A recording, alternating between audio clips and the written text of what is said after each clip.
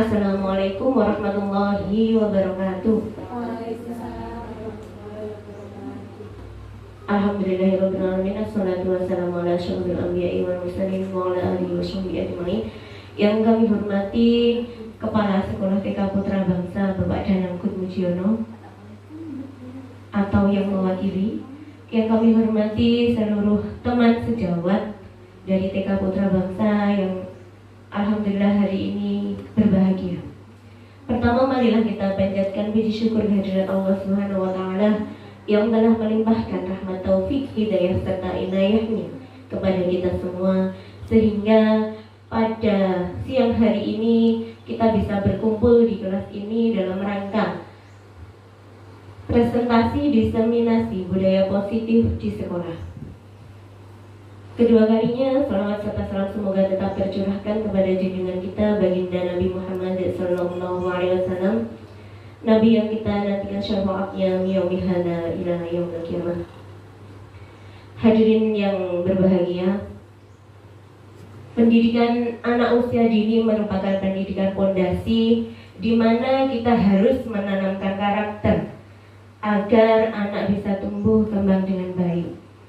Dalam menumbuhkan karakter tersebut perlu adanya kita tanamkan budaya positif di sekolah, yang pada siang hari ini akan kita kupas tuntas apa itu budaya positif, bagaimana penerapannya di sekolah, terutama di lembaga PAUD.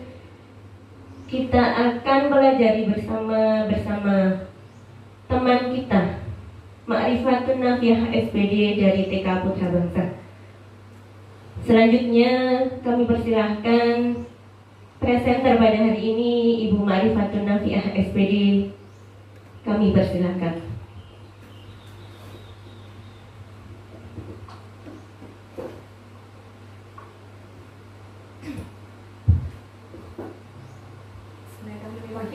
Assalamualaikum warahmatullahi wabarakatuh. Halo teman-teman semuanya. Apa kabar kalian hari ini? Alhamdulillah luar biasa.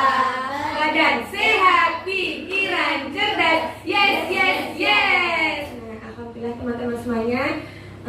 Terima kasih kepada moderator kami yaitu Gusti Badriah sudah memberi kesempatan kepada saya dan teman-teman semuanya. Hari ini saya akan berbagi ilmu kepada panjenengan semuanya, ilmu yang sudah saya peroleh dari pendidikan jalan guru penggerak, yaitu materinya tentang diseminasi budaya positif di sekolah, yaitu tentang pengimplementasian budaya positif di sekolah kita. Nah, untuk teman-teman semuanya, kira-kira tahu apa tidak? Apa itu budaya positif itu? Kebiasaan baik. Oh iya, kebiasaan baik. Oke. Apalagi kira-kira selain kebiasaan baik? Perilaku baik yang bisa ditirukan atau dicontoh orang lain. Oh iya, perilaku baik yang Bisa bisa dicontoh oleh orang lain. Mungkin ada yang lain? Budaya positif itu kira-kira apa? Nah, untuk kita, oke. Terima kasih untuk Bu Iswanti untuk lebih paham apa itu budaya positif. Kita akan mengupas apa itu budaya positif, apa saja yang ada di dalam budaya positif itu, dan bagaimana cara kita bagaimana cara kita untuk membentuk suatu budaya positif itu di lembaga kita. Next untuk Bu Lela. Oh iya, sebelum kita masuk ke materi kita SBK dulu ya. Iya, oke. Nah, untuk SBK-nya, monggo semuanya kita berdiri dulu. Nah, kemudian nanti aturannya jika saya bilang satu, panjenengan bilang oi, sambil menepuk pundak temannya sebelah kanan. Agak merapat. Nah, nanti kalau saya bilang oi, bilang satu, panjenengan bilang oi sambil menepuk temannya. Iya, mepet mungkin agak mepet nih. Mepet sama.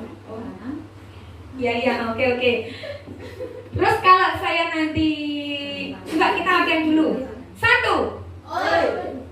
Ulangi lagi kurang semangat. 1. Sekali lagi 1. Oke, kalau saya bilang 2 nanti panjenengan bilang asik-asik sambil jempolnya digoyangkan. Oke? Nah, 2. Asik-asik. Sekali lagi 2. Asik-asik. Jempolnya lah ya bukan gini.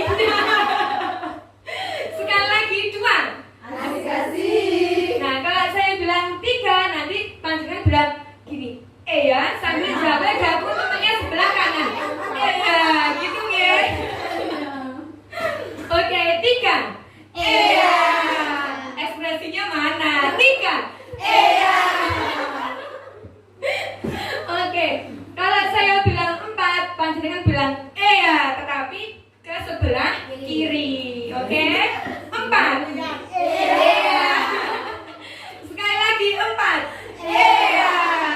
Kuliner biasanya jawa-jawa. Coba lagi 2.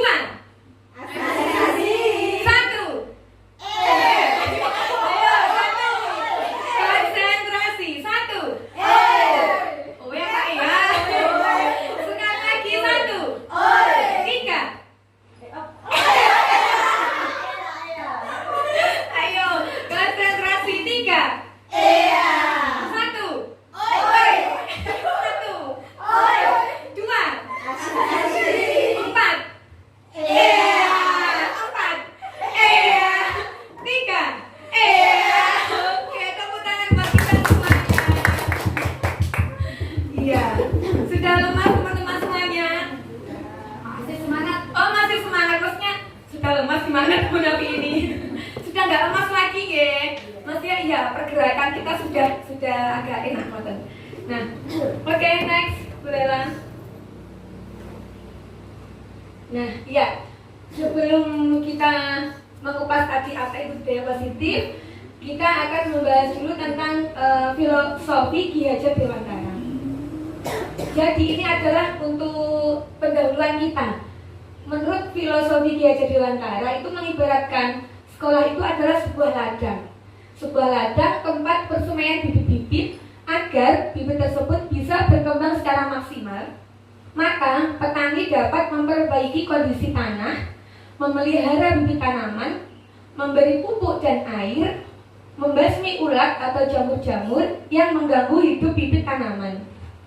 Nah, bila biji jagung itu ditempatkan di tanah yang subur dengan mendapatkan sinar matahari dan pengairan yang baik, maka meskipun biji jagung adalah biji jagung yang kurang baik atau kurang berkualitas, tumbuhnya itu dapat tumbuh dengan baik karena perhatian dan perawatan dari pak tani tersebut. Dan sebaliknya, jika meskipun bibit itu berasal dari bibit yang berkualitas tetapi tidak pernah dirawat, tidak pernah diberi pupuk, tidak pernah dialiri, apakah nanti hasilnya juga berkualitas? Iya, betul tidak. Maka sama seperti di lembaga kita. Lembaga sekolah ini adalah diibaratkan sebuah ladang, dan pendidik itu adalah diibaratkan sebagai petaninya. Sedangkan untuk murid-murid itu diibaratkan sebagai biji tanaman yang disemai. Jika kita seorang pendidik mempunyai murid yang berkualitas, mesti mempunyai murid yang bakat minatnya bagus, tetapi kita tidak pernah memberikan stimulus atau memberikan motivasi untuk mengembangkan bakat minatnya, apakah nanti dia akan menjadi murid yang berkualitas? Tidak, oke. Nah, jadi apa tugas kita sebagai pendidik itu, teman-teman? Ya seperti petani tadi. Iya. Ya. Merawat anak biar bisa tumbuh sesuai dengan perkembangan. Nah, oke. Tepuk tangan buat Bu Lela. Ya. Jadi tugas kita sebagai pendidik adalah sama seperti petani, yaitu kita harus merawat anak didik kita, memberi perhatian, kemudian kita juga harus memberi pengajaran yang baik kepada anak didik kita, utamanya yaitu perilaku yang positif agar mereka juga tumbuh dan berkembang menjadi generasi yang berkualitas. Oke. Next, selanjutnya. Nah, ini tadi tentang budaya positif. Apa itu budaya positif? Dan apakah sekolah kita sudah tercipta budaya positif? Tadi sudah diutarakan oleh Bu Iswanti, budaya positif itu adalah perilaku yang positif. Ya. Kemudian mungkin yang lain ada tambahan apa itu budaya positif? Kira-kira apa? Budaya positif.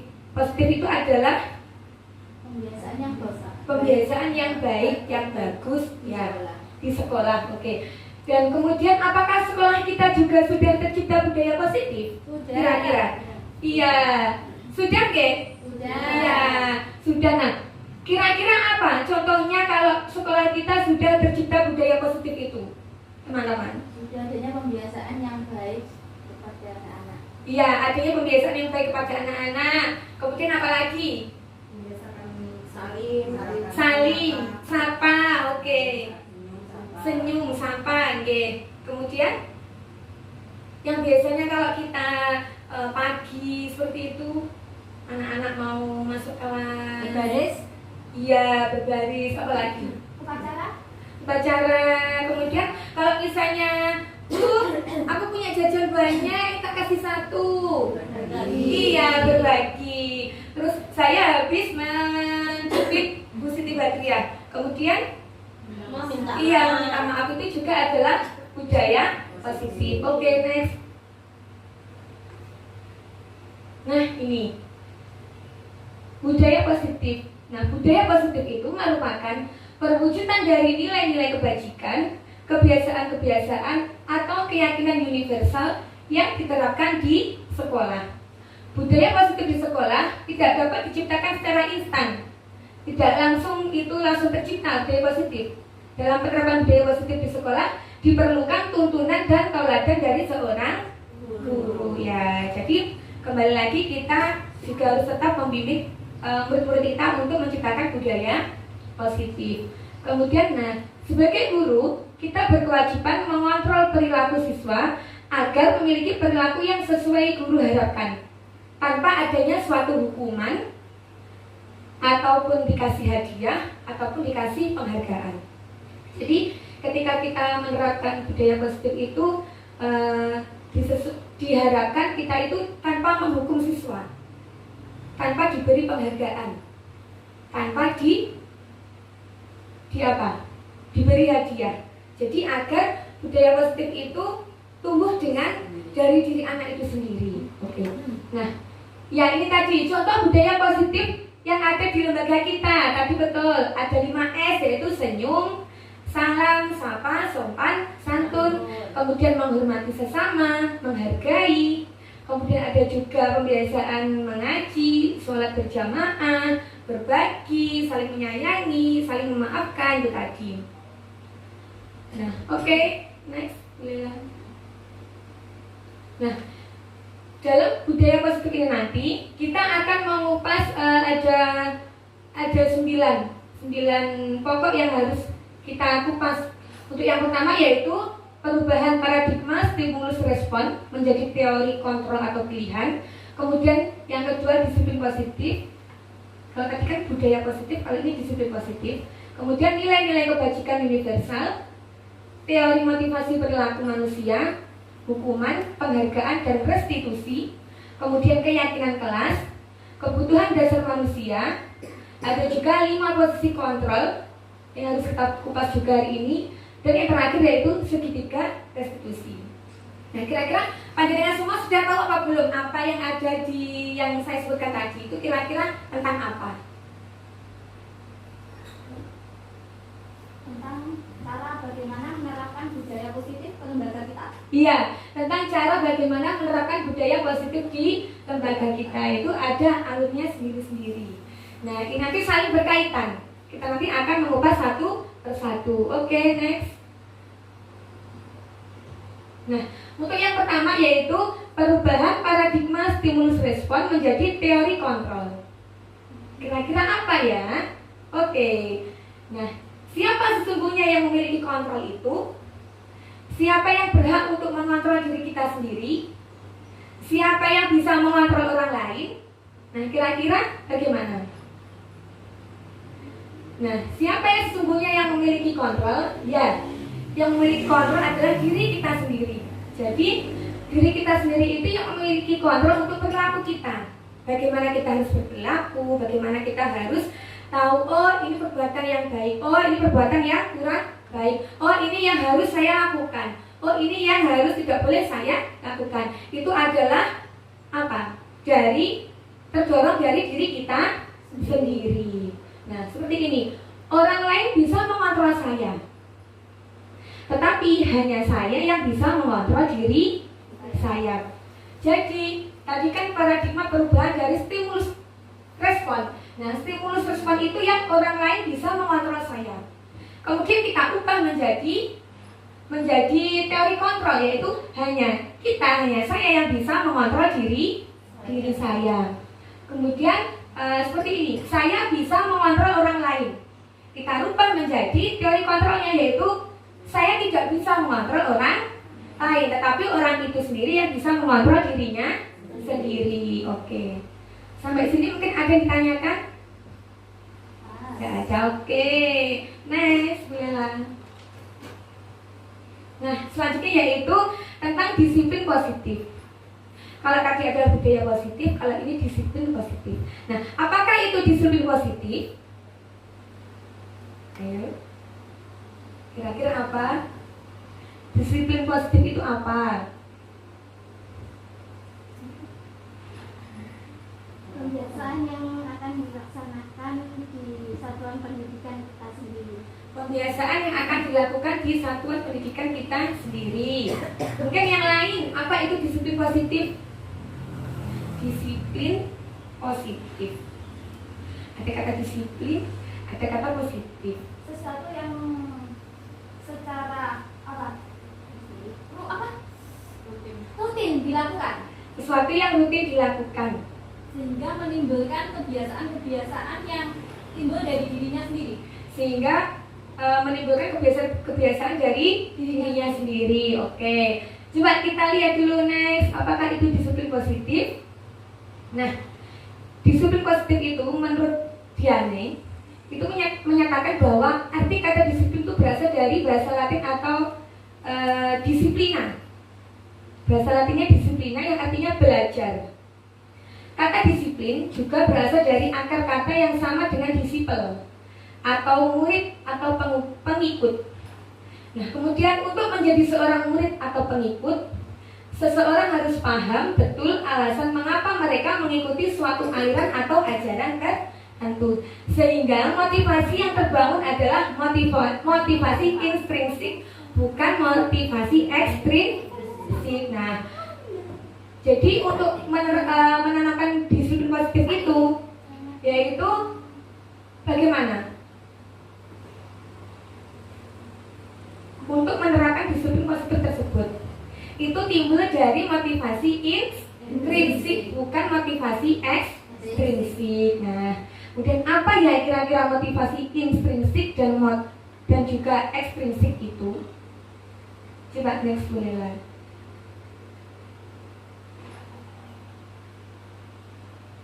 Oh, belum ada di sini. Mungkin ada yang bisa membantu menjawab saya. Motivasi intrinsik tadi apa? Tadi saya sudah menyinggung di depan. Intrinsik itu motivasi dari luar. Intrinsik dari dalam diri anak. Iya, oke. Ekstrinsik itu motivasi dari luar. Oke, dari luar ya, betul. Dari orang lain, bukan dari diri anak itu sendiri. Bisa dari orang tua, dari guru, mungkin dari temannya, seperti itu. Nah, kemudian next bolehlah. Nah, kebanyakan orang akan menghubungkan kata disiplin dengan tata tertib, teratur, dan kepatuhan pada peraturan. Kata disiplin juga sering dihubungkan dengan hukuman. Padahal itu sungguh berbeda, tidak sama. Disiplin itu tidak sama dengan hukuman. Karena belajar tentang disiplin positif tidak harus dengan memberi hukuman. Justru itu adalah salah satu alternatif terakhir dan kalau perlu tidak digunakan sama sekali. Jadi untuk menerapkan disiplin positif itu sebaiknya kita menghindari apa itu yang namanya hukuman. Misalnya seperti anak-anaknya ada yang nggak mau duduk. biar disiplin duduk, apa yang kita lakukan? Biasanya gini, ayo teman duduk, nanti tak suruh gini, tak suruh gini. Apakah seperti itu teman-teman? Tidak. Sekarang kita rubah hal itu, kita hilangkan dari diri kita. Oke? Kalau ada yang seperti itu, apa yang harus kita lakukan? Kalau misalnya ada anak yang nggak mau duduk rapi, ya biar mereka mau duduk rapi tanpa ada hukuman.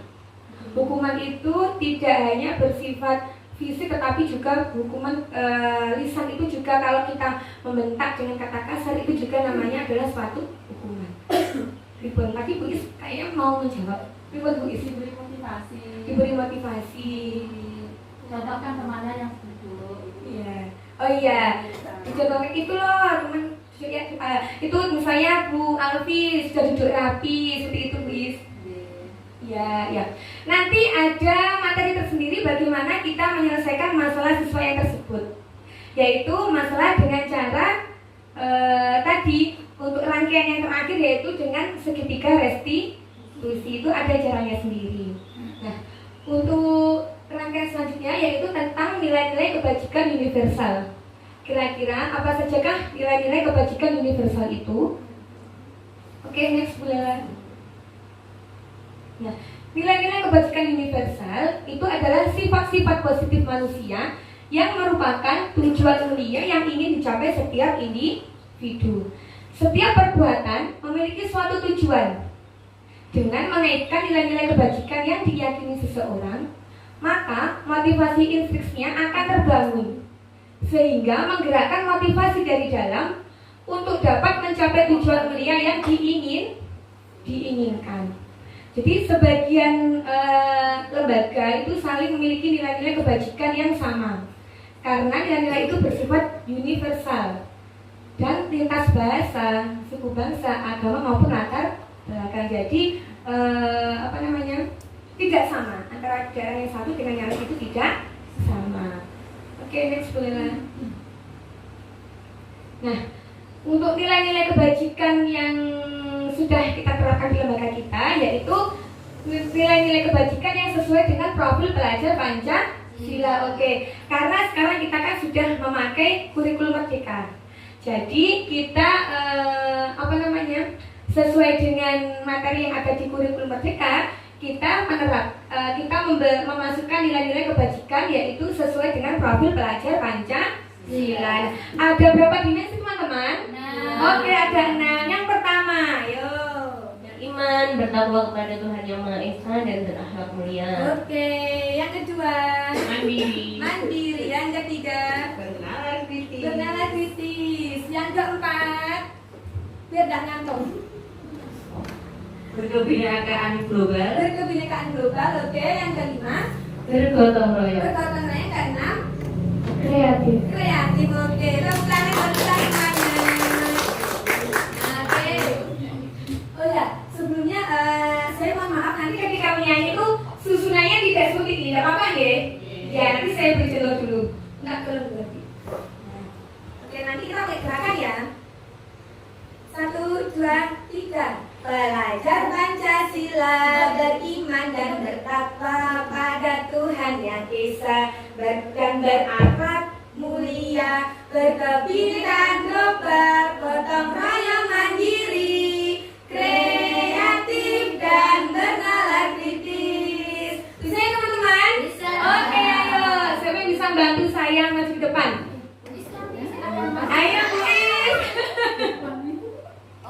Ayo Bu Is, nanti gak apa-apa ya Bu Is. Oke, ayo sekali lagi sambil nunggu Bu Is, ayo. Kita latihan dulu. Berdiri. Oke, berdiri dulu. Ayo Bu Is, bantu saya Bu Is. Saya yang megang mic-nya aja. Ya Allah ya. Bu Is yang itu aja. Bu Is yang menggerakkan praktek, saya megang mic-nya. 1, teman-teman ikuti deh. 1, 2, 3. Belajar Pancasila, beriman dan bertakwa pada Tuhan Yang Esa, dan berakhlak mulia, berkebinekaan global, gotong royong mandiri, kreatif dan bernalar kritis.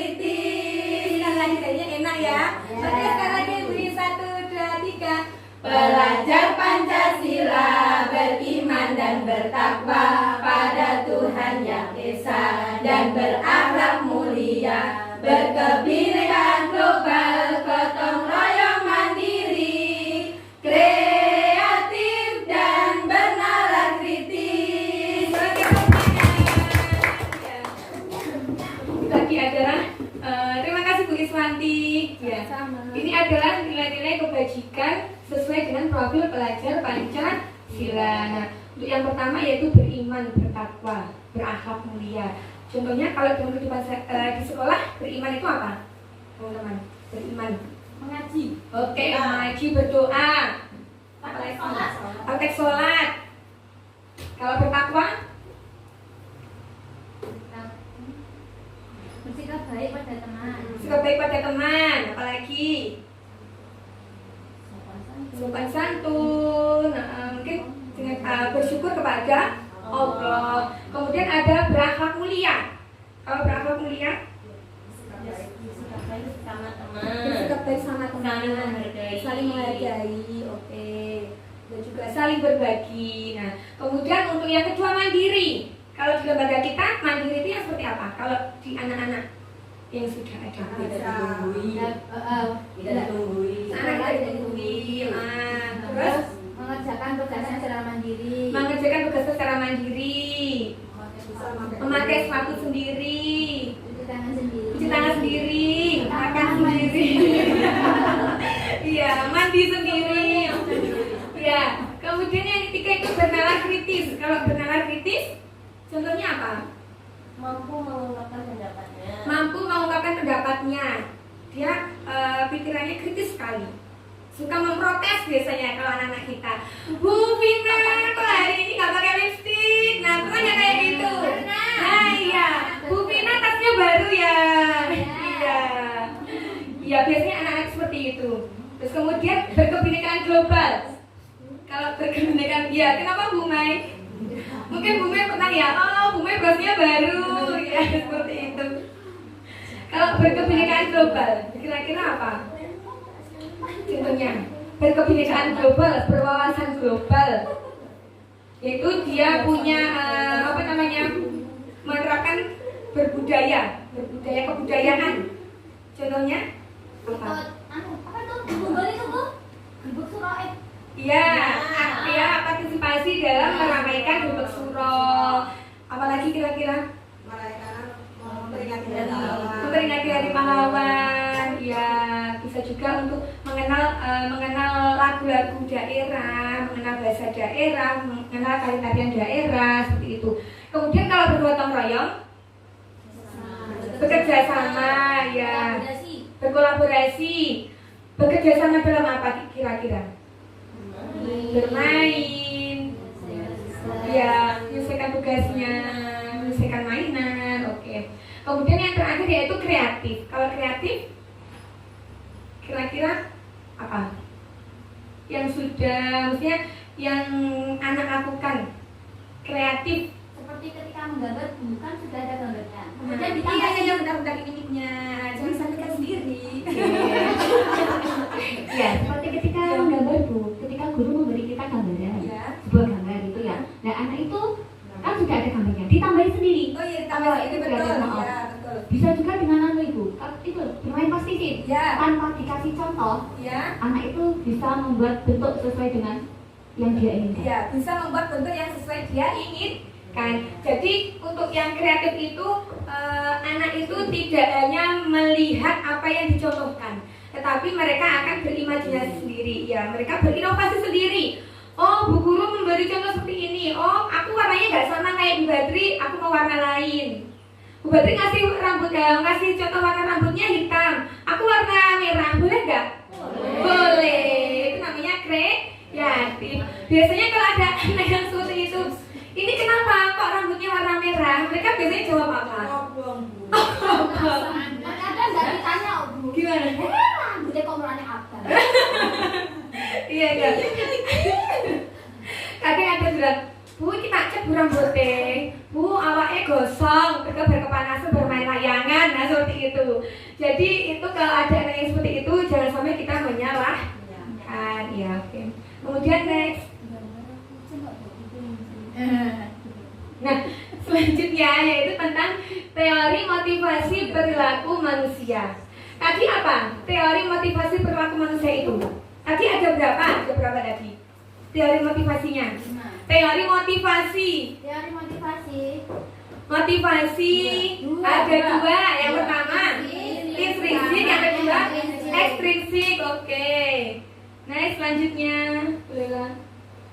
Nah, untuk motivasi perilaku manusia yang pertama yaitu motivasi eksternal atau ekstrinsik. Ada juga motivasi internal atau intrinsik.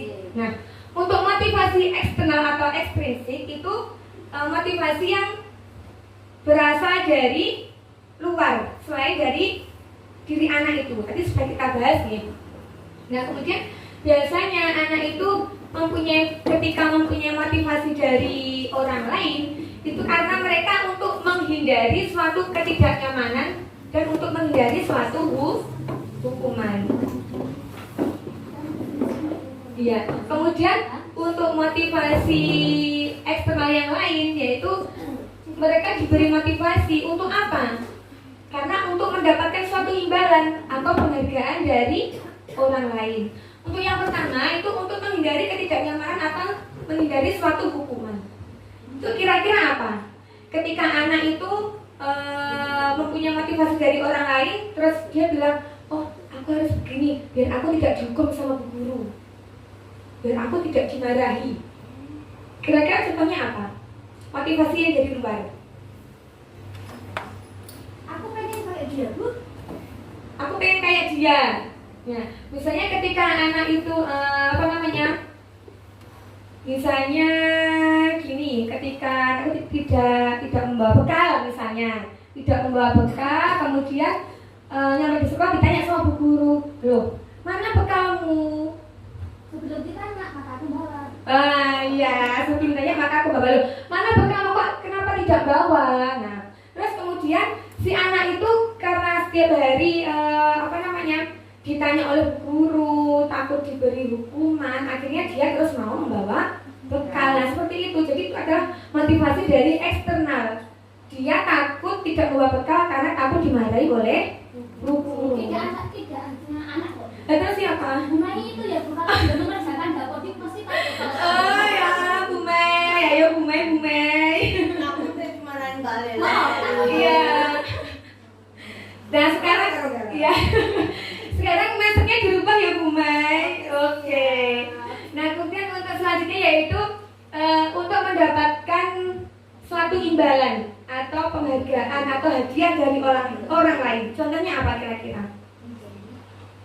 Anak itu mau melakukan sesuatu kalau dia itu mendapatkan imbalan dan penghargaan. Dapat bintang, Bu. Nah, contohnya ketika anak itu nggak mau mengerjakan, terus ibu gurunya memberi iming-iming, ayo nak kita kerjakan, biar nanti mendapatkan bintang, biar nanti mendapatkan jajan. Ayo umurnya yang bagus, biar nanti kalau lomba jadi menang, ya jadi juara. Itu adalah motivasi eksternal, yaitu motivasi dari orang lain. Anak itu, nah untuk efeknya anak itu akan menjadi kecenderungan sangat membutuhkan, karena gini, kalau mereka tidak diiming-imingi, oh aku dapat piala, oh aku nggak dapat bintang, dia akan kembali ke awalnya lagi, dia juga nggak akan mau, ya nggak bersemangat, nggak mau mengerjakan seperti itu. Nah, kemudian yang selanjutnya yaitu motivasi internal. Apakah itu motivasi internal? Yaitu motivasi yang dari diri kita sendiri, dari diri anak sendiri, yaitu untuk menjadikan orang yang mereka inginkan dan menghargai diri sendiri dengan nilai-nilai yang mereka percaya. Jadi kita berusaha menanamkan motivasi dari dalam diri siswa agar siswa tersebut itu mempunyai keinginan gini, oh bagaimana ya biar kita itu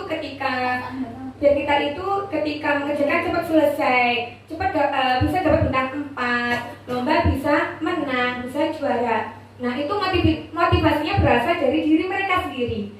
Nah, sebagai pendidik, sebagai ibu guru, kita berusaha untuk membangun motivasi anak itu dari dalam dirinya. Nah, oke, next, bolehlah. Nah, ini motivasi internal. Motivasi internal itu sebaiknya kita menghindari hukuman dan pemberian penghargaan yang berlebihan agar meminimalisir motivasi eksternal dalam diri murid. Karena kalau anak itu misalnya punya kesalahan terus dihukum, itu nanti bagaimana kira-kira ke depannya anak itu bagaimana? Mentalnya anak itu bagaimana? Dia akan down, akan kecanduan. Nah, kemudian kalau misalnya diberi penghargaan, ya akan kecenderung, maunya dia melakukan kalau ada hadiah, ada ABK di bintang, ada stiker seperti itu. Nah, kita berusaha meminimalisir bagaimana hal itu tidak terjadi lagi di lembaga kita. Oke. Dari sini mungkin ada yang ditanyakan? Oke, tidak ada. Next, bolehlah. Nah, selanjutnya yaitu tentang hukuman, penghargaan, dan restitusi. Apakah hukuman, penghargaan, dan restitusi itu? Oke, next. Nah, hukuman itu bersifat tidak terencana atau tiba-tiba. Anak atau murid tidak tahu apa yang akan terjadi dan tidak dilibatkan. Hukuman itu bersifat satu arah. Jadi, oh, kamu hari ini nggak hafal ini, saya hukum. Nah, jadi sifatnya satu arah. Dari pihak guru yang memberikan dan murid hanya bisa menerima suatu hukuman tersebut tanpa melalui kesepakatan atau pengarahan dari pihak guru. Oke, next bolehlah. Dan tadi hukuman itu tidak hanya berupa fisik tetapi juga berupa lisan. Kemudian yang kedua adalah konsekuensi. Apakah itu konsekuensi? Konsekuensi adalah terencana atau sudah disepakati, sudah dibahas dan disetujui oleh murid dan guru. Jadi sebelum konsekuensi ini kita sudah membuat kesepakatan antara murid dan guru. Bagaimana konsekuensinya nanti? Seperti itu. Jadi ini kalau ini dua arah. Kalau yang hukuman tadi adalah satu arah. Nah, umumnya bentuk-bentuk konsekuensi dibuat oleh pihak guru dan murid sudah mengetahui sebelumnya konsekuensi yang akan diterima bila ada pelanggaran. Nah, misalnya ini.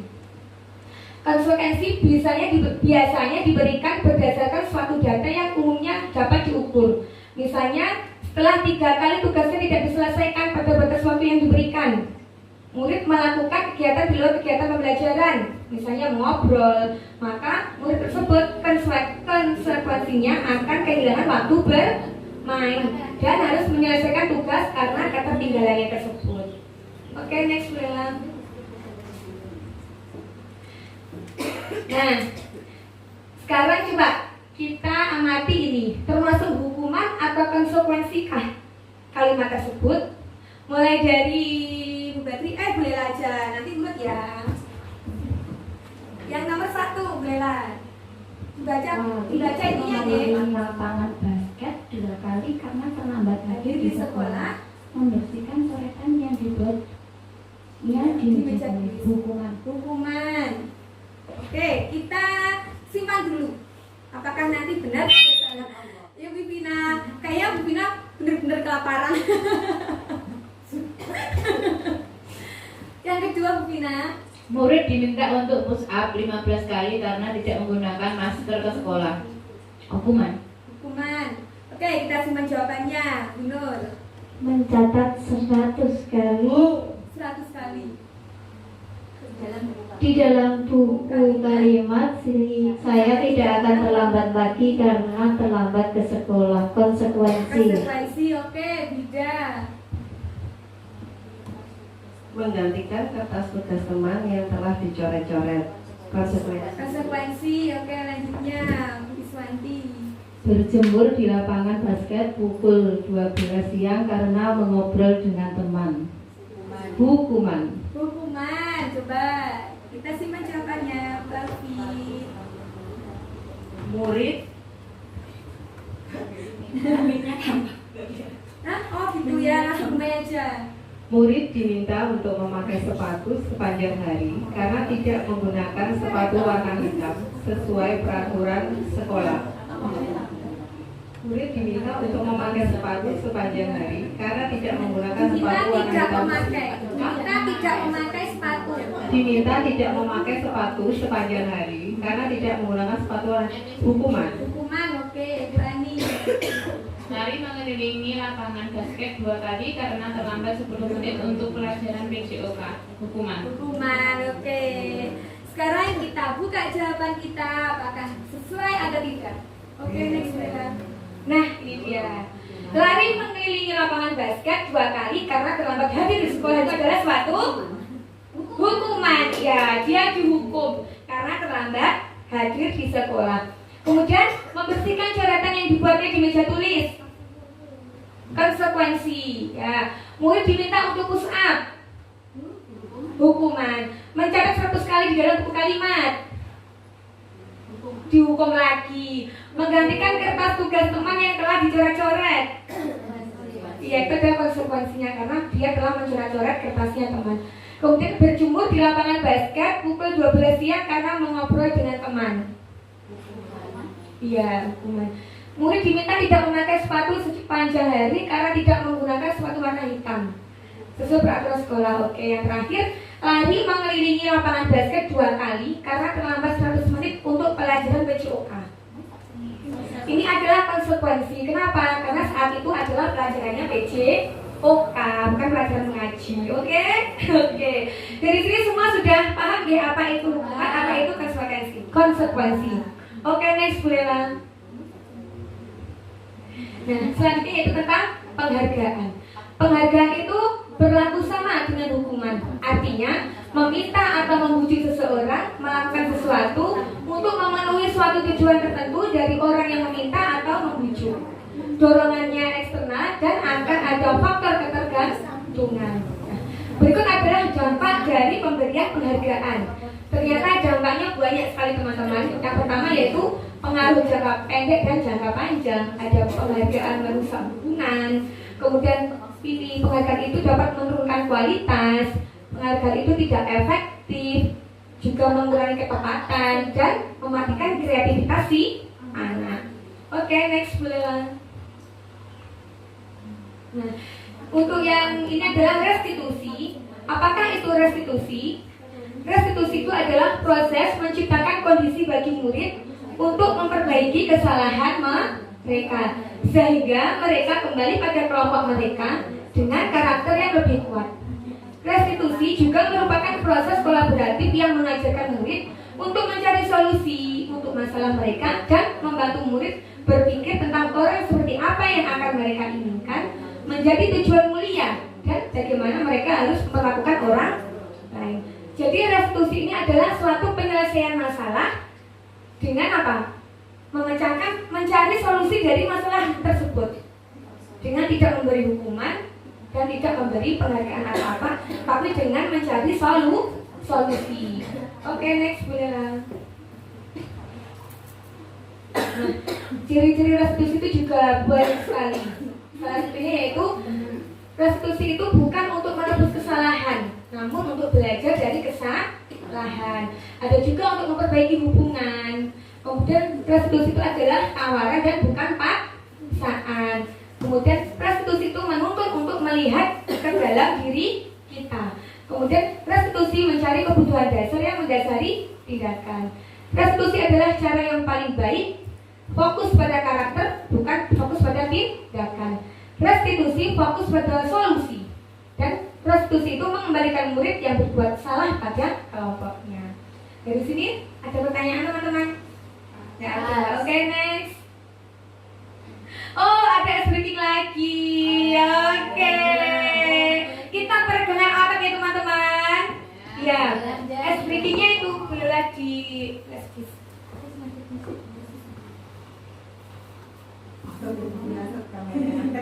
Oke, iya, kita berdiri. Iya, kita berdiri. Karena kita mau senam.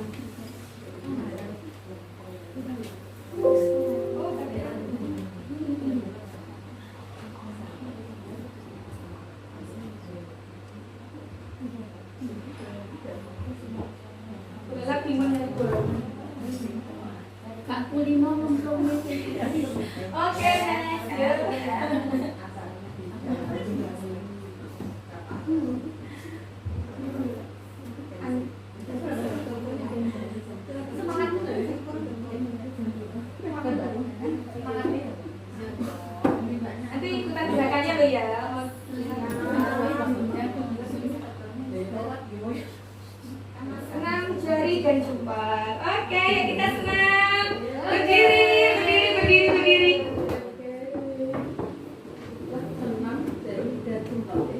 Cari janji. Ada suaranya. Mic-nya Cian. Ini belum dari sekarang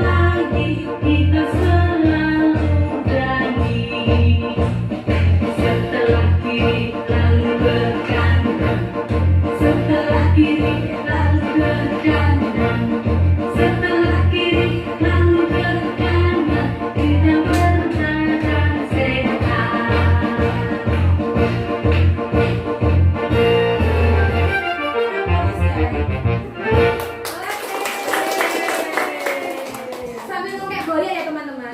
Iya.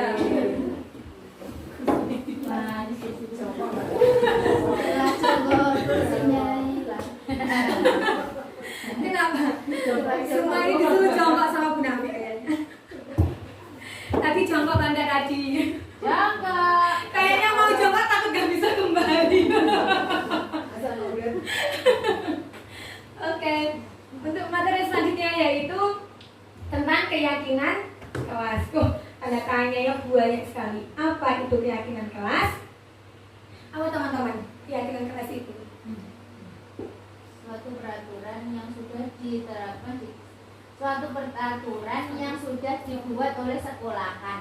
suatu peraturan yang sudah dibuat oleh sekolahan. Dan disepakati. Ayo, coba. Gak usah tukaran.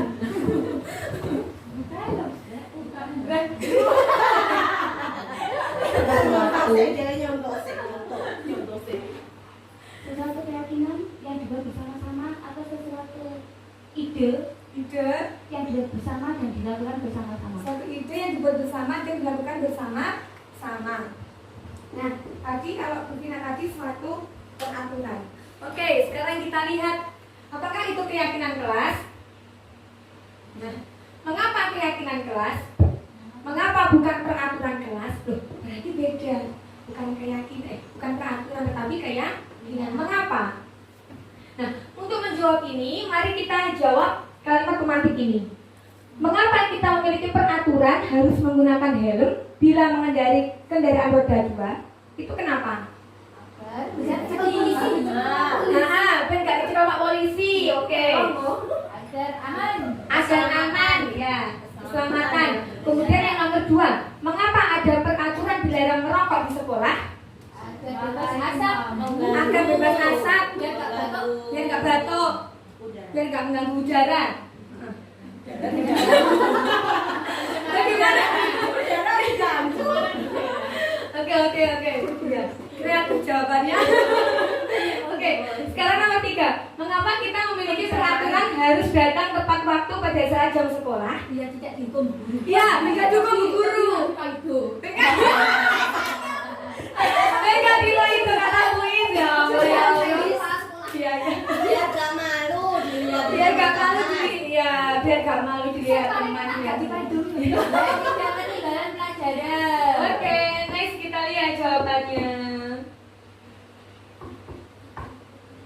Nah, kita memiliki peraturan harus menggunakan helm bila mengendarai kendaraan roda 2, itu adalah untuk demi keselamatan kita, ya, untuk kemungkinan terburuk bagi diri kita, ya, keselamatan. Kemudian mengapa ada peraturan dilarang merokok di sekolah? Untuk Ya, untuk kesehatan baik diri kita sendiri maupun dari orang lain, untuk orang lain. Kemudian mengapa kita memiliki peraturan harus datang tepat waktu pada saat jam sekolah? Untuk menghargai waktu, Untuk menghargai waktu, untuk menghargai orang untuk lain. menghargai orang lain. Nah, kalimat, ya, kalimat Bella kembali lagi tadi. Kalimat untuk keselamatan, untuk kesehatan, dan untuk menghargai waktu, menghargai orang lain itu adalah suatu keyakinan.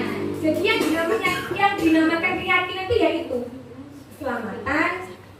Biar kita selamat itu kita harus bagaimana? Kita harus meyakini diri kita sendiri. Bagaimana biar kita itu selamat. Kemudian untuk kesehatan.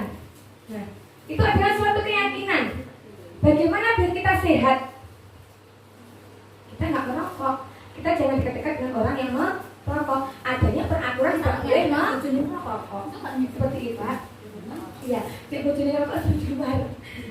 Terus kita juga mengingatkan ternyata merokok itu tidak baik untuk kesehatan. Oh, angel. Ya, padahal itu sudah ada peringatan ya di kotaknya itu. Rokok itu menyebabkan bla bla bla bla bla. Tapi masih banyak orang yang berburu rokok. Enak ngomongnya. Oh enak ya. Oke. Sekarang yang ketiga, untuk menghargai waktu, menghargai orang lain itu adalah suatu keyakinan. Bagaimana cara kita untuk menghargai waktu, untuk menghargai orang lain? Yaitu kita harus mematuhi peraturan, kita harus datang tepat waktu. Nah, jadi yang blok merah tadi adalah suatu keyakinan. Oke, boleh next. Nah, ini keyakinan kelas itu merupakan nilai-nilai universal yang diyakini bersama, berasal dari dalam diri dan tanpa adanya suatu paksaan. Kemudian untuk mendukung motivasi intrinsik, kembali ke nilai-nilai keyakinan, lebih menggerakkan seseorang dibandingkan mengikuti serangkaian peraturan. Ya, jadi biar kita mempunyai suatu keyakinan itu, maka apa? Kita mempunyai motivasi dalam diri kita, yaitu motivasi intrinsik itu tadi. Oke, next Bella. Nah, ini tadi. Maaf ya, ini tulisannya nggak kelihatan. Jadi yang tengah di sini adalah peraturan kelas. Kemudian ini adalah suatu keyakinan. Ini lingkungan positif. Kemudian ini adalah budaya positif. Jadi suatu peraturan kelas itu dibentuk. Nah, kemudian melebar lagi menjadi suatu keyakinan. Kita meyakini bagaimana peraturan itu bisa ditaati. Kemudian dari keyakinan kelas itu akan menciptakan suatu lingkungan yang positif di lembaga kita, yang akan diterapkan di lembaga kita, yang akan diterapkan oleh semua warga sekolah. Nah, jika semua warga sekolah itu sudah tercipta lingkungan yang positif, maka akan terciptanya budaya positif di sekolah kita tersebut. Oke, dari sini paham ya teman-teman? Oke, lanjut next. Nah, membuat keyakinan kelas atau keyakinan sekolah. Jadi gini, nanti saya akan memberi tugas kepada panjenengan semuanya. Panjenengan nanti membuat dua. Untuk yang warna hijau nanti adalah suatu peraturan kelas. Panjenengan membuat peraturan kelasnya apa? Contohnya itu merapikan mainan setelah digunakan. Itu adalah peraturannya. Kemudian yang warna pink itu adalah suatu keyakinan. Kalau kita merapikan mainan setelah digunakan, apa keyakinan kita? Itu adalah bentuk tanggung jawab. Misalnya seperti itu. Mungkin bisa keyakinan sekolah tadi. Datang tidak boleh terlambat. Itu adalah suatu menghargai. Oke. Nah, jadi tugas panjenengan yang warna hijau nanti, berarti tidak perlu dibacakan. Ya, ini yang satu-satu ya. Jadi yang warna hijau nanti adalah panjenengan membuat suatu peraturan, dan yang warna pink itu adalah membuat suatu keyakinannya apa? Ya. Boleh keyakinan kelas, boleh keyakinan sekolah. Nanti kalau sudah, silakan ditambah di sini ya teman-teman. Oke. Oke. Ya. Gimana? Kau apa? Ya. Mau dua boleh. Tentang suara. Jadi nomor 1 loh ya.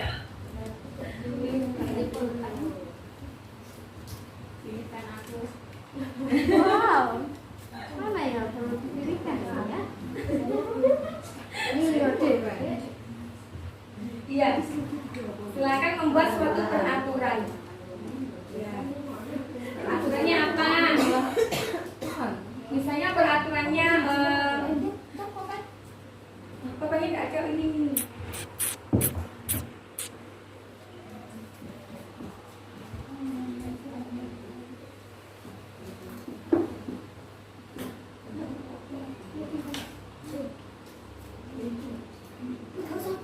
Apa?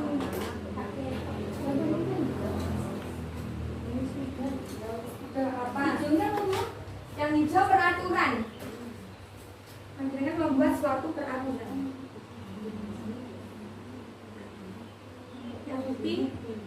Yang pink keyakinan. Mungkin peraturannya berbaris sebelum masuk kelas berbaris di depan pintu, di depan kelas. Keyakinannya apa?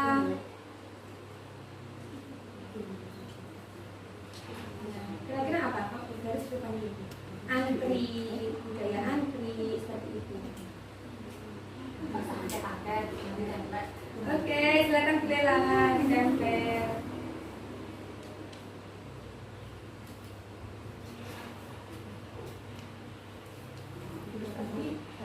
Ya, yang peraturan yang atas adalah yang peraturan yang atas, yang keyakinan yang bawah. Peraturan atas. Nanti bergeser mau.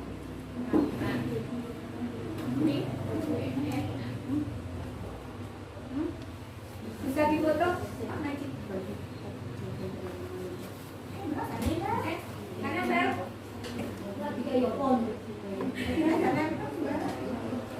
Pakai gambarnya ya.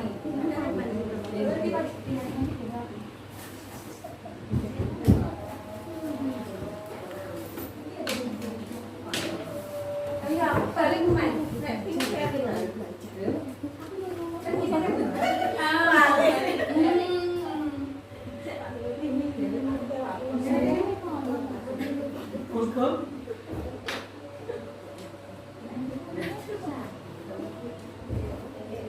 Gimana sih?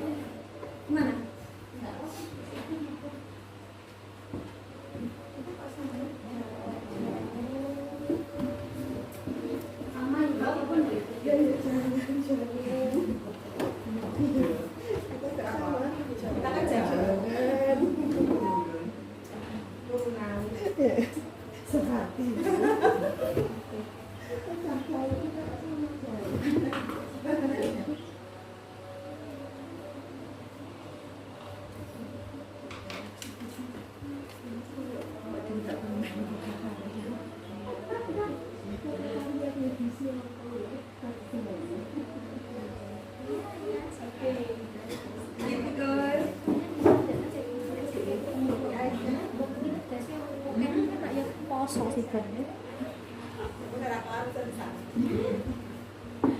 Oke.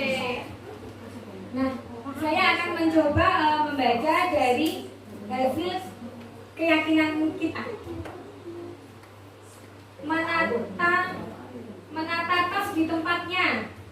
Keyakinannya adalah kerapian. Mencuci tangan harus bergantian. Keyakinannya yaitu kesabaran. Kemudian membuang sampah pada tempatnya. Keyakinannya adalah kebersihan. Kemudian peraturan membuang sampah pada tempatnya. Keyakinan adalah ya kedisiplinan, kebersihan. Nah, jadi untuk keyakinan ini nanti akan kita jadikan menjadi keyakinan kita bersama, keyakinan kelas kita, dan akan menjadi keyakinan di sekolah kita. Setuju kita teman-teman? Jadi mulai sekarang kita akan menciptakan suatu keyakinan di kelas dan di sekolah. Oke, selanjutnya bolehlah next. Selanjutnya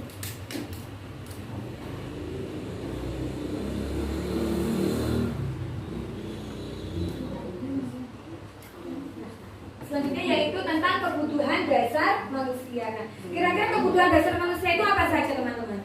Kebutuhan dasar makan, ya. Minum, apa lagi? Tidur itu. Mandi, giling, apa lagi? Makan, minum, tidur, apa lagi? Shopping, apa lagi? Oh, cair, ya. Kebutuhan kita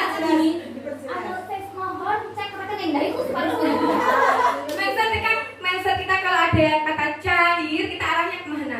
Dompet kita. Iya, itu adalah kebutuhan dasar kita. Oke, next Bu Dela.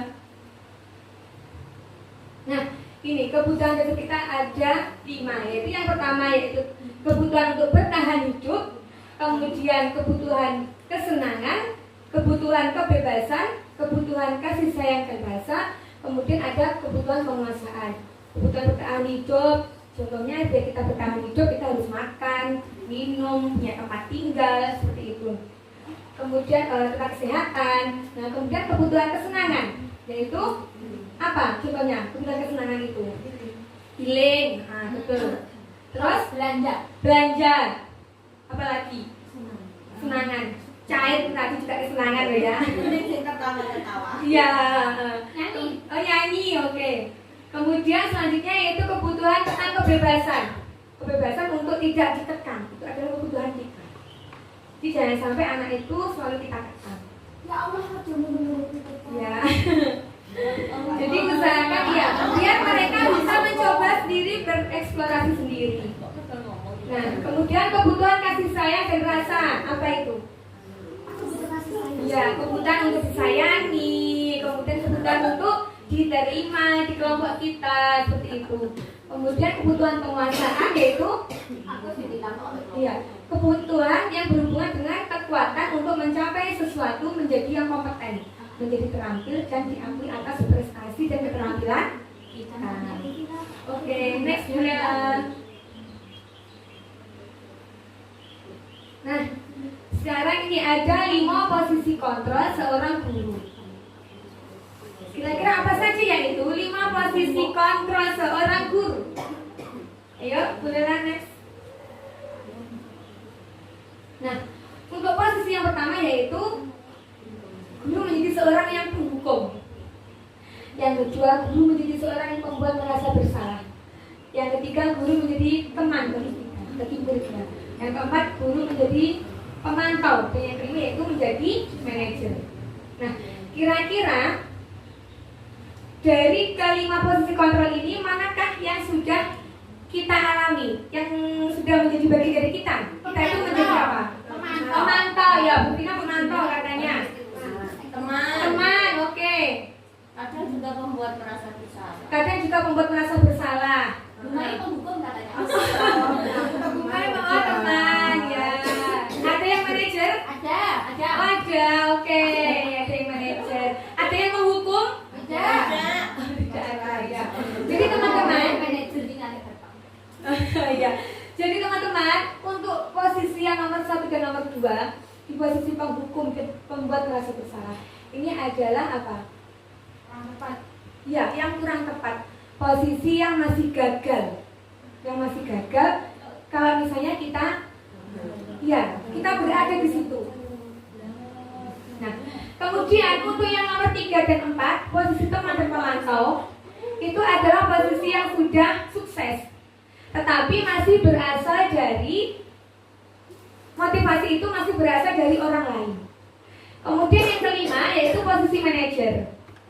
Nah, di sini ini adalah posisi yang paling ideal yang seharusnya atau yang diharapkan guru tersebut berada di posisi manajer. Karena kenapa? Karena pada posisi manajer itu adalah posisi yang membuat murid menjadi sukses dan juga apa? Murid itu menyelesaikan masalahnya berasal dari motivasi dirinya sendiri. Motivasi intrinsik. Oke. Next, Bella. Nah ini, untuk posisi penghukum, seorang penghukum bisa menggunakan hukuman fisik maupun verbal dan lebih menekan muridnya lebih dalam lagi. Ketika pada posisi menghukum, biasanya guru itu berkata, awas, patuhi aturan saya. Kamu selalu saja salah. Kamu selalu pasti yang terakhir. Nah, seperti itu. Ya, itu adalah posisi guru sebagai penghukum. Kan nggak mungkin kalau guru mau menghukum nadanya, awas, nanti saya marah, kan nggak mungkin kayak gitu. Nadanya harus ya, guys, seperti itu. Selanjutnya Bu Lela. Ya, yang kedua yaitu membuat merasa bersalah. Guru biasanya akan bersuara lebih lembut. Ya, pembuat merasa bersalah akan menggunakan keheningan yang membuat orang lain merasa tidak nyaman, bersalah, atau rendah diri. Biasanya ketika guru tersebut berada di posisi ini, mereka akan mengeluarkan dengan kata-kata, ibu sangat kecewa sekali pada kamu, dengan nada yang melas, yang lembut seperti itu. Berapa kali bapak harus beritahu kamu ya, kok kamu nggak ngetek nih, seperti itu. Gimana coba kalau orang tua kamu tahu kamu berbuat gini? Itu adalah perkataan dari pembuat merasa bersalah. Oke, next. Nah, untuk yang ketiga yaitu pada posisi teman. Guru pada posisi ini tidak akan menyakiti murid, namun akan tetap berupaya mengontrol murid dengan humor dan bercandaan. Biasanya pada posisi ini guru akan berkata, ayolah bantu ibu. Nah, kemudian ayo ingat tidak bantuan bapak selama ini. Kemudian ya sudah, kali ini nggak apa-apa, nanti ibu bantu bereskan. Saya pikir bapak itu teman saya. Nah, ternyata bukan. Itu adalah apa? Ada rasa kekecewaan dalam mereka. Itu adalah perkataan yang keluar dari guru sebagai posisi sebagai teman. Next, yang selanjutnya bilang. Nah, kemudian sebagai pemantau. Memantau berarti mengawasi. Pada saat kita mengawasi, kita bertanggung jawab atas perilaku orang-orang yang kita awasi. Posisi pemantau berdasarkan pada peraturan-peraturan dan konsekuensi. Biasanya pada posisi memantau ini, guru akan berkata, ini peraturannya apa? Seperti itu. Apa yang kamu lakukan? Sanksi atau konsekuensi apa kalau kamu melakukan hal begitu? Nah, itu adalah kalimat yang dikeluarkan oleh seorang pemantau. Oke, next Bella. Nah, yang terakhir ini adalah posisi manajer. Posisi yang diharapkan sebagai seorang pendidik dalam menyelesaikan masalah siswa. Posisi ini di mana guru berbuat sesuatu bersama dengan murid, mempersilahkan murid mempertanggungjawabkan perilakunya, mendukung murid agar dapat menemukan solusi atas permasalahannya sendiri. Pada manajer ini, murid diajak untuk menganalisis kebutuhan dirinya maupun kebutuhan orang lain. Di sini penekanannya bukan pada kemampuan membuat konsekuensi, namun dapat berkolaborasi dengan murid bagaimana untuk memperbaiki kesalahan yang sudah dilakukan, yaitu dengan mencari suatu solusi. Oke, dari sini ada yang tanyakan? Pas. Sudah paham ya? Ya. Mulai saat ini kita harus berada di posisi mana teman-teman? Manager. Oke. Selanjutnya next dulu. Nah, ini seorang manajer. Apa yang kita yakini? Apakah kamu meyakininya? Nah, oke. Nanti materinya akan saya bagikan di grup ya teman-teman. Bisa dipelajari lagi. Iya. Oke, next selanjutnya. Nah, ini adalah materi terakhir kita, yaitu tentang segitiga restitusi. Tadi restitusi itu apa teman-teman? Masih ingat? Penyelesaian masalah. Penyelesaian masalah, ya. Penyelesaian solusi. Oke. Kok ada segitiganya? Karena angel.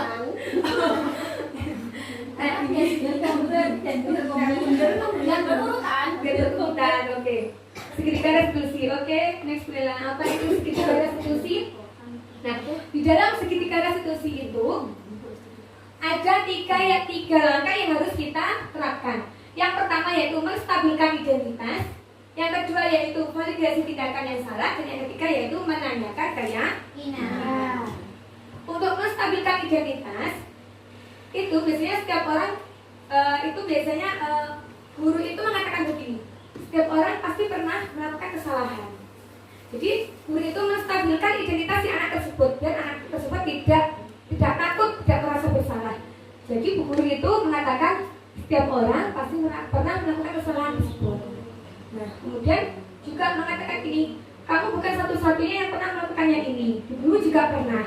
Jadi itu akan membuat anak itu menjadi apa? Tidak takut lagi dengan apa yang sudah mereka lakukan. Yang kedua yaitu validasi tindakan yang salah. Nah, biasanya itu guru itu mengatakan begini, kamu tentu punya alasan mengapa melakukan hal ini. Jadi mencari tahu mengapa anak itu melakukan hal tersebut. Kemudian adakah cara yang lebih efektif untuk mendapatkan apa yang kamu butuhkan. Nah, guru itu mencari tahu kepada siswa tersebut. Alasannya apa melakukan kesalahan itu. Kemudian yang ketiga yaitu menanyakan keyakinan, yaitu dengan mengatakan nilai-nilai apa yang telah kita sepakati. Kamu ingin menjadi orang yang seperti apa kalau kamu melakukan hal tersebut.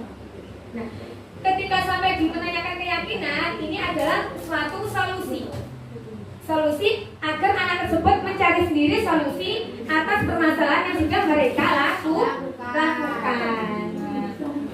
Jadi sebagai pendidik kita itu diharapkan ketika menyelesaikan permasalahan siswa, kita diharapkan menerapkan dari segitiga restitusi ini. Yang pertama kita menstabilkan identitasnya biar anak tersebut tidak merasa takut, tidak merasa minder. Nah, kemudian kita memvalidasi tindakan yang salah itu alasannya apa? Dia melakukan hal tersebut pasti punya alasannya. Kemudian yang terakhir menanyakan keyakinannya. Keyakinan apa yang sudah dilanggar? Keyakinan apa yang harusnya dia lakukan? Jadi biar dia itu bisa menyelesaikan permasalahannya sendiri dengan mencari solusinya. Oke, next bilang. Nah, ini menstabilkan identitas hati. Sudah ya, itu membuat menstabilkan dari anak siswa yang gagal menjadi siswa yang sukses. Kemudian untuk tindakan yang salah tadi, mencari alasannya mengapa melakukan hal tersebut. Nah, oke, next. Menanyakan keyakinan. Nah, anak akan siap melihat kesalahannya untuk dihubungkan dengan norma sosial dan nilai-nilai yang dia percaya. Anak akan berpindah menjadi orang yang akan dia inginkan. Seperti itu. Nah, oke teman-teman. Nah, dari sini tadi, kira-kira saya mau tanya, kira-kira panjenengan semua sudah melakukan segitiga restitusi atau belum dalam menyelesaikan permasalahan siswa yang pernah terjadi? Kira-kira? Belum, Bu.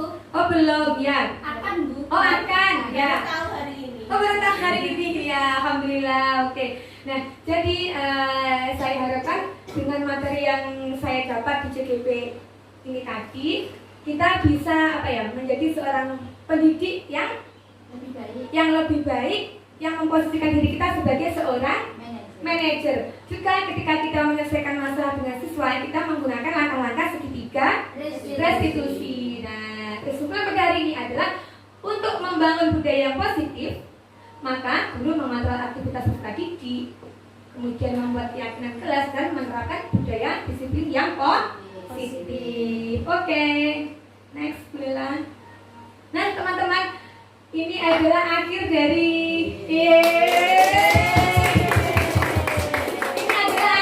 presentasi saya. Nah, pesan saya, jadilah guru penggerak yang tergerak, bergerak dan menggerakkan. Sekian dari saya, ada kurang lebihnya saya mohon maaf dan semoga bermanfaat bagi diri kita semuanya, bagi sekolah kita, bagi anak didik kita. Wassalamualaikum warahmatullahi wabarakatuh. Saya kembalikan lagi ke moderatornya. Iya, disampaikan terima kasih, sungguh pemaparan yang luar biasa ya teman-teman. Semoga dengan apa yang disampaikan tadi kita bisa menerapkan bersama, bisa mengaplikasikan sehingga kita bisa menjadi manajer-manajer yang hebat. Amin. Cukup sekian dari kami. Marilah acara pada siang hari ini kita tutup bersama dengan bacaan tahmid. Alhamdulillahirabbil alamin. Dari kami semua kekurangan kami mohon maaf yang sebesar-besarnya. Wassalamualaikum warahmatullahi wabarakatuh. Waalaikumsalam.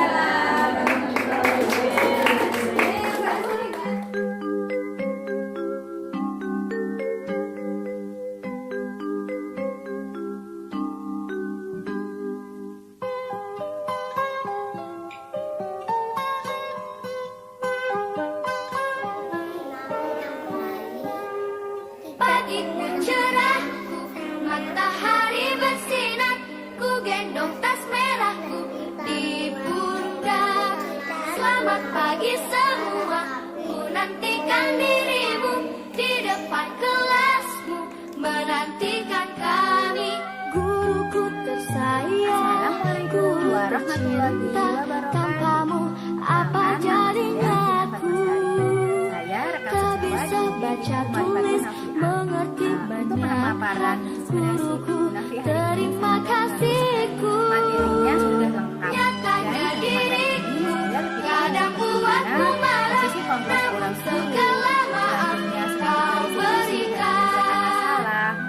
Dan posisi guru yang baik untuk anak-anak di sekolahan. Terima kasih Bu Nafi. Semoga Bu Nafi tetap semangat dalam mengikuti guru penggerak angkatan 9. Wassalamualaikum warahmatullahi wabarakatuh. Saya Siti, saya teman sejawat. Selamat pagi semua, menantikan dirimu di depan kelasmu, menantikan kami. Guruku tersayang, Dari penyampaian yang sudah dimaksud apa jadinya aku? pelajaran yang bisa saya ambil. Tak bisa baca tulis, Sebelumnya yang saya tidak tahu bagaimana saya menjadi anak-anak, bagaimana saya menerapkan yang keyakinan, baik nyatanya diriku saya akan kadang buatku marah, namun segala maaf kau berikan.